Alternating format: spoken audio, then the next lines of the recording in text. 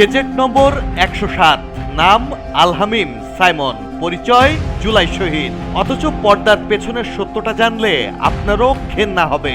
যে সাইমনকে আন্দোলনের বীর হিসেবে চালিয়ে দেওয়া হচ্ছে, অনুসন্ধানে দেখা গেল আন্দোলনে যাওয়া তো দূরে থাক, সে ছিল মদখোর এবং মদ খেয়েই মৃত্যু হয়েছে তার।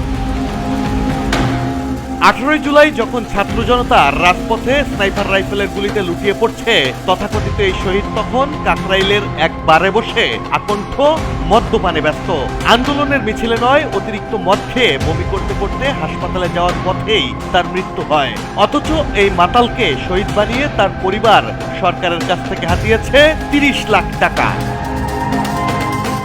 জালিয়াতির জাল কতটা বিভৎস হতে পারে তার সাইমনের মৃত্যুর নথিপত্র ঘাটলেই বোঝা যায়। 18 জুলাই রাতে যখন তাকে হাসপাতালে নেওয়া হয়, চিকিৎসক মৃত্যু সনদে স্পষ্ট লিখেছিলেন মৃত্যুর কারণ ময়নাতদন্ত ছাড়া নিশ্চিত হওয়া অসম্ভব। কিন্তু ময়নাতদন্ত হলেই ধরা খাওয়ার ভয়ে সাইমনের বাবা কামরুজ্জামান পুলিশের হাত পায়ে ধরে পোস্টমর্টম ছাড়াই ছেলের লাশ নেন বাড়িতে, তড়িঘড়ি করেন দাফনও।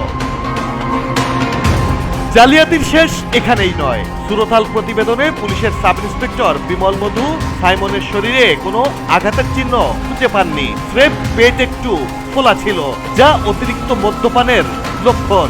অথচ 30 লাখ টাকার লোভে ঠিক 1 বছর পর সাইমনের সেই বাবাই উল্টো বললেন রামপুরায় পিটিয়ে হত্যা করা হয়েছে সাইমনকে। 100 থেকে 150 জনকে অজ্ঞাত আসামি করে বসলেন ছেলে হত্যার সাজানো মামলা।